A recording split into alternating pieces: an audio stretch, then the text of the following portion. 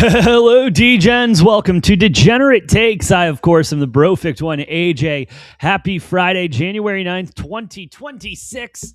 Oh, it's nice that the weekend's here, and it's going to kick off beautifully with the final college football playoff semifinal game tonight. Oregon, Indiana, going to be going at it. Going to be a great game.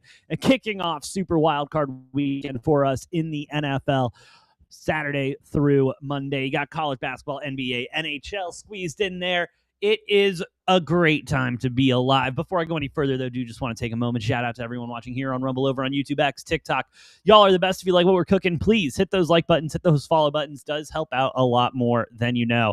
We've got a lot to talk about today. It was a busy week in the world of sports. Not only was it Black Monday in the NFL where everyone gets fired, we've got NBA news coming at us. We've got streaming news coming at us, WNBA check-in, and a little bit of other stuff. It's going to be great. So let's dive right in with the news that broke just a couple of hours ago.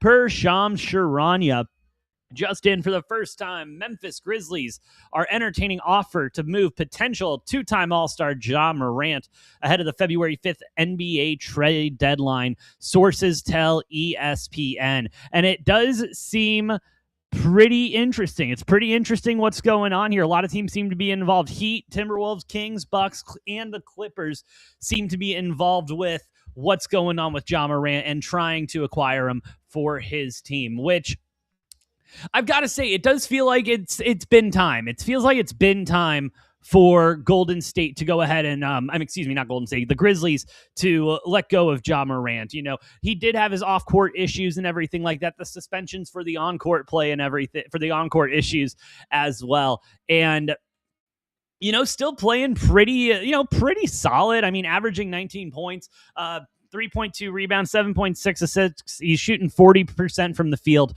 Not too shabby overall. Timberwolves in the chat. Yeah, I know. Timberwolves are one team that is popping out there, and they did inquire about him last season as well, in the offseason, excuse me. So, going to be interesting. I do think this is going to move pretty fast. I know that February is a while, still a couple of weeks out, but this doesn't seem like a trade that's going to wait until the deadline. It feels like they're going to get offers in fairly quickly and then move forward from there. Where do I think he's going to go? I think that's a great question. I think that's a hard question to answer right now. I do think the Timberwolves would be a viable option. Exactly. The Ant-Man and Ja Morant hookup right there. That'd be a lot of fun and definitely put butts in seats. Will it win you a championship, though? That's a different type of conversation. That is a different type of conversation. Excuse me. Also looking at a team like the Clippers, and the Clippers, with all of the drama and everything, with how much money they're spending that they don't. Well, I mean, they do have it anyway. It doesn't really matter, but I don't think the Clippers would be a good fit for him. They already just have so many, they're that NBA team that just has too many big names on there for anything to really work. And you see it happen every once in a while here and there, but especially in the NBA, just because you can pay everybody doesn't mean you should pay everybody. Anyway, shout out Pablo Torre also, because the Clippers are going to be in some issues as well. But I think it's a good move for both parties. I really do. I think the Grizzlies are kind of sick and tired of Ja and what he was doing and all of his bullshit. And I think he's ready to move on as well. So I think this is going to be great overall. He's going to make a boatload of money either way. And, shout out to Ja. Hope the trade market is good for you, brother. Hope the trade market is good for you. But that's what I wanted to talk on in the NBA. Let's go ahead and get over to college football. As yesterday, we did have the first semifinal game. The Miami Hurricanes go ahead and take down Ole Miss 31-27 in what was a great game. Just an absolutely banger of a game. Live all night last night for it. Had a lot of fun. Thank you to everybody who stopped by. Just a great game. And I mean, Miami really proving, they're here for it. And granted, it was just a bad game for Ole Miss. Ole Miss's offense could not keep up with Miami's defense. Miami's defense playing with a full head of steam and just not letting Chambliss get comfortable, not letting Lacey get the run game going. The Miami defense was playing out of their mind. Carson Beck, looked like he might start to struggle a little bit, might start to waver, but still being able to get the job done on the offensive side. Moten looked incredible as well. This Miami team is legit. They seem to be legit. Unbelievable they didn't win the ACC. Unbelievable that they're in this position in first place. But hey, they are showing that any given Saturday, any given Thursday, you go ahead, you put us on a football field, and we'll see who's better. And got to give him the respect for Cristobal and that team. And Cristobal, shout out to him. He did not look comfortable at one point during that game yesterday. He was locked in so hard, he didn't even give a shot. McCormick, what you got? Nail down the plus money dog. Oh, we're going with Detroit Mercy today? All right, let's go. You bet $10 billion on the over of this game? Nice, dude. I hope you hit. But no, shout out Miami. They will be playing the winner of Oregon, Indiana tonight. $10 billion on the over. Yeah, for Indiana, Oregon. It's going to be, I think fireworks are definitely going to happen. I don't think Oregon's going to go down laying down. A lot of people are just discounting Oregon, and that's what they've always kind of how they've been, especially through their college football playoff appearances and everything like that. They've always been just kind of dismissed. Like, yeah, but Oregon doesn't really look that good. Oregon doesn't do all that. They look pretty damn good. I think they're going to put up a fight with Indiana. I do think Indiana's going to take it. I think Indiana-Miami will be our natty coming up here in a couple of weeks. But yeah, go Indiana tonight. I'm big on Indiana, and you know what, David Wembanyama? I'm going to go ahead and I'm going to ride that over with you as well. Let's roll, baby. Let's roll.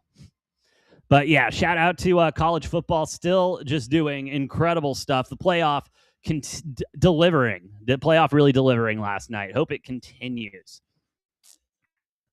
What was the next thing I wanted to touch on? Where is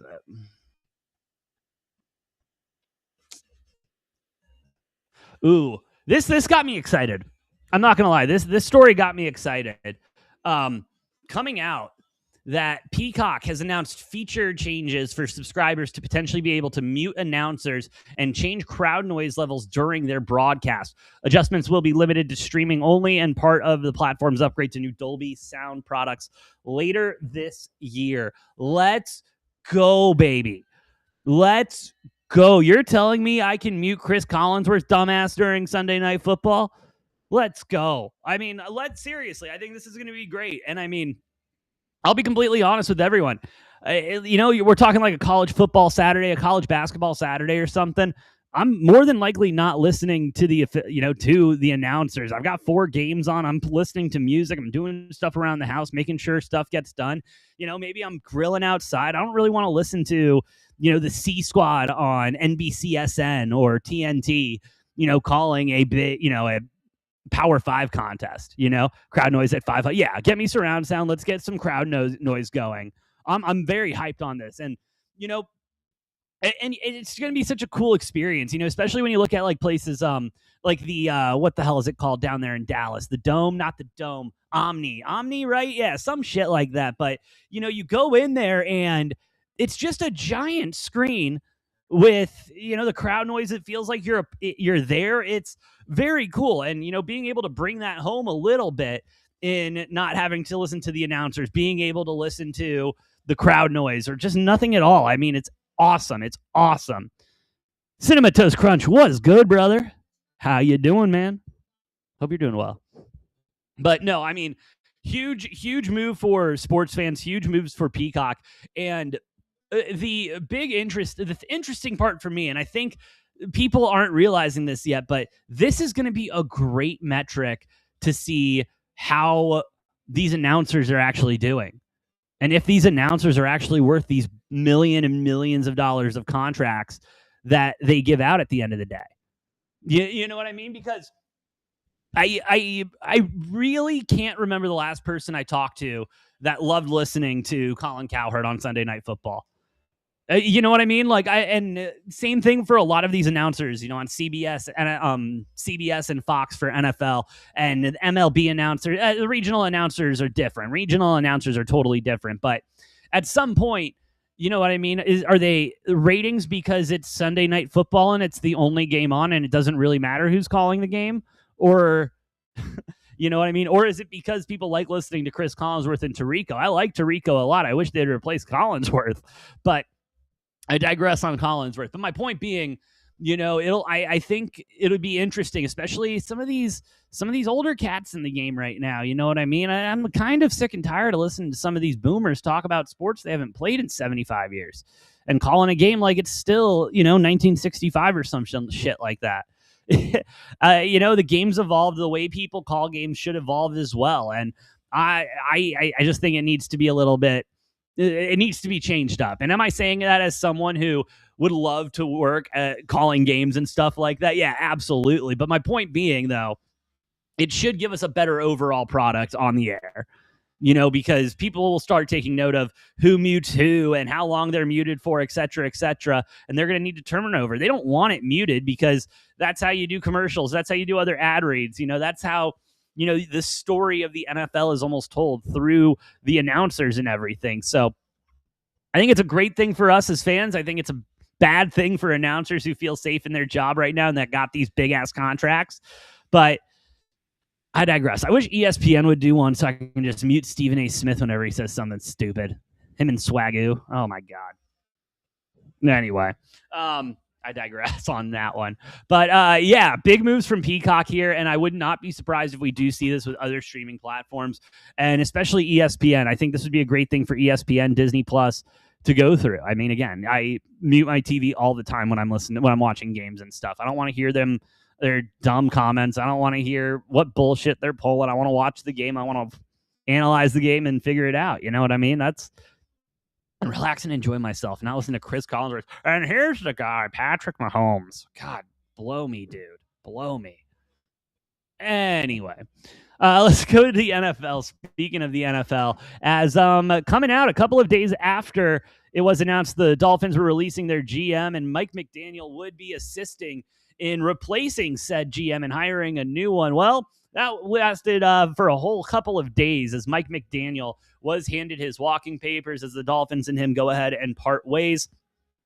The owner reportedly coming out and saying, yeah, we had another meeting and I like the guy a lot. I like what he says, but I just don't know, yada, yada, yada. And I think that's very good corporate speak for I'm going to do whatever I can in my power to get Harbaugh. I think, seriously. And and there was a report that came out when it was announced that Harbaugh, was released from the Ravens, that within 45 minutes, there were 7 teams that reached out to the Ravens regarding regarding Harbaugh about a head coaching job.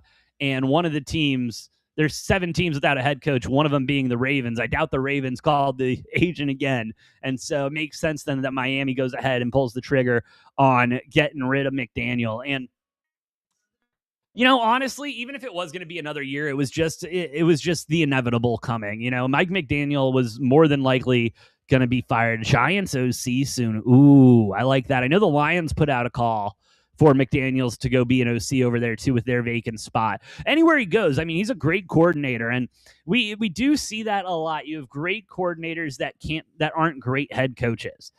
You know what I think? Another McDaniel that comes to mind, Josh McDaniels. You know what I mean? From the Patriots, had a shit time over there in the Raiders, gets kicked back, and he's loving life right now in New England. And I am sure that McDaniel will find, some type of success there as well. I think the Lions or the Giants, I think he'd be really good with the Giants if we're going to be completely honest. He is an athletic guy like Jackson Dart, Mr. CTE himself in Cam Scadaboo. Malik Neighbors going to be coming back healthy. That's going to be a dangerous offense next year.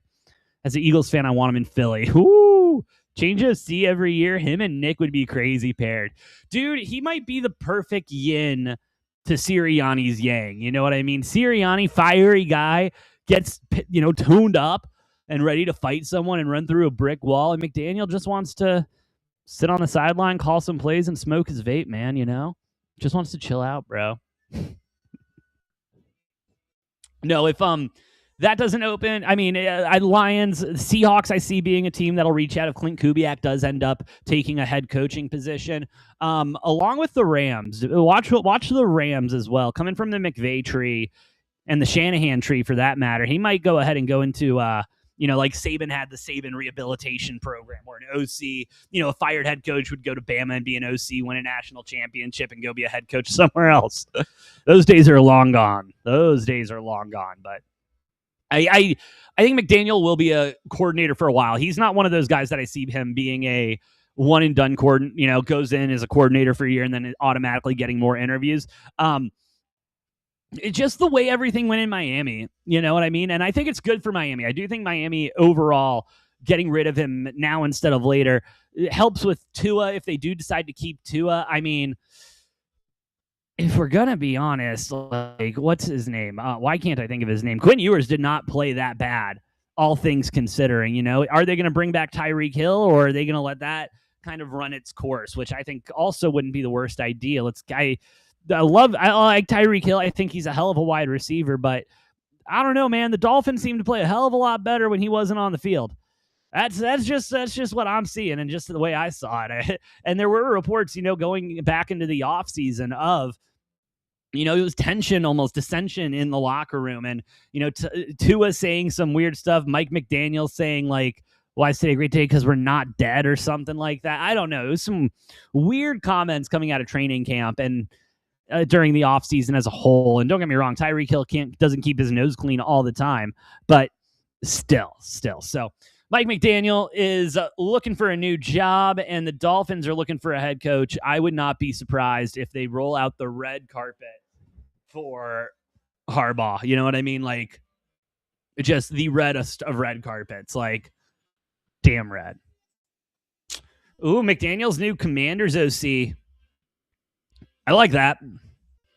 He'd be fun with Jaden Daniels. Scary Terry. I could see that. Ooh, and Bill, if he can get Bill going. Who do I think the Cardinals get? I really want Clint Kubiak. I'm not going to lie to you. I really want Clint Kubiak. We don't get Clint Kubiak. I would love Harbaugh. The Cardinals need a CEO type of a head coach. And that's the type, and I do think a lot of these teams believe that, you know what I mean? We need a CEO type of a head coach that's, can manage everything and not just get fixated on one thing. And I think that's what Harbaugh definitely brings to the table. And I think that's also why the Dolphins are going to make such a move for him. I think everyone's going to make such a move for him. Harbaugh's off the table. Kubiak's off the table. The Cardinals are going to go with best available. And best available means everyone else's third or fourth choice. That's just what the Arizona Cardinals do. My worst fear is we hire like Matt Nagy or Eberflus or something like that. That's my worst nightmare. But we'll see. My other worst nightmare is that ownership is talking about bringing Kyler back under a new head coach. I don't like that. I don't like that at all. Kyler is a huge part of the issue. He's been a huge part of the issue. Take the dead cap. Exactly. Draft Dante Moore in the draft if he's available there at 3. I don't know if he'll be available there at 3.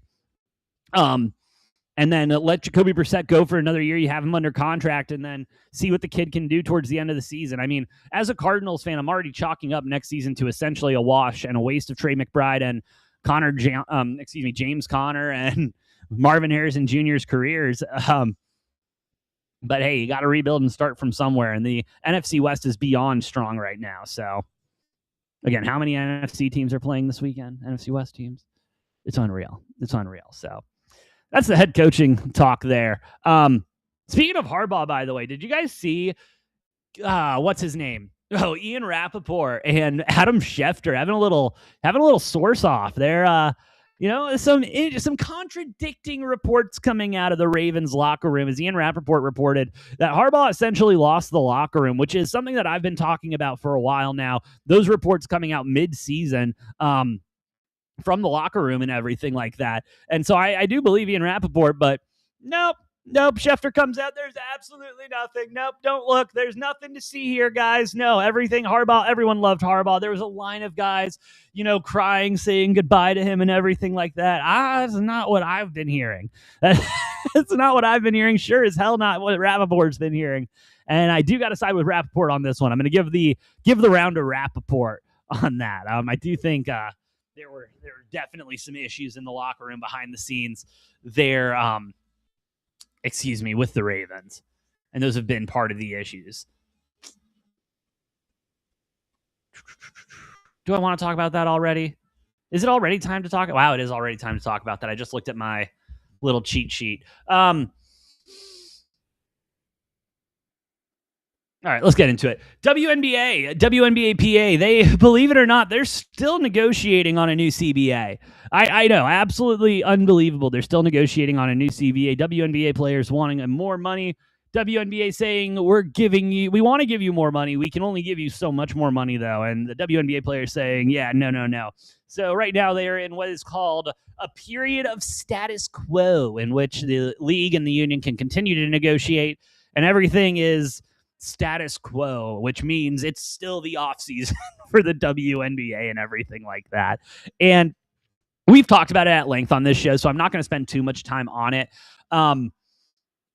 It will be detrimental to not only the league, but to women's basketball as a whole if the WNBA doesn't have a season this year.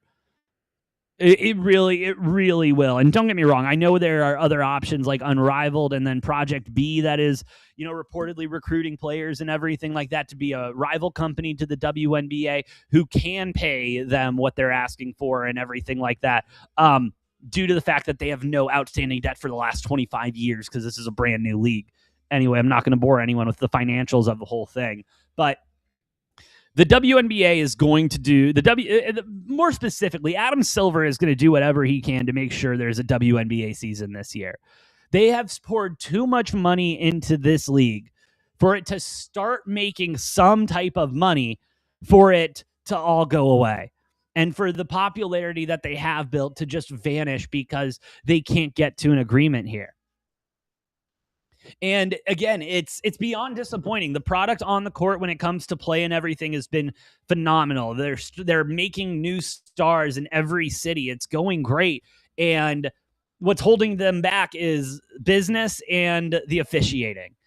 If you can solve the officiating, the product on the court is going to be even 10 times better. You solve the business aspect of it, and at this point, the business aspect of it being the CBA, then we'll be fine. But again, there needs to be a WNBA season this year. If there's not a WNBA season this year, it will be detrimental to women's basketball for years to come. Because even if this Project B or whatever goes ahead and gets started, it's not going to start this year. It'll end up starting next year. They're not going to have, they're not going to have the resources to get a season going if the WNBA chooses to close its doors this summer. It's not going to happen. And so a lockout is literally the worst thing that can happen to women's basketball. And I hope they all know it. They have to know it. They have to, because there's no chance. Like when the NFL went on strike, when the MLB went on strike, you know what I mean? They had war chests, you know what I mean? So they could dig in and still everyone could have money and live, pay rent, pay their mortgage, do whatever. But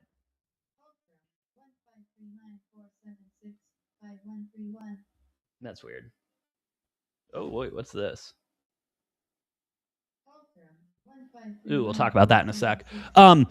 But yeah, anyway, final thought. Need to have a season. It will be very bad for the WNBA if we do not.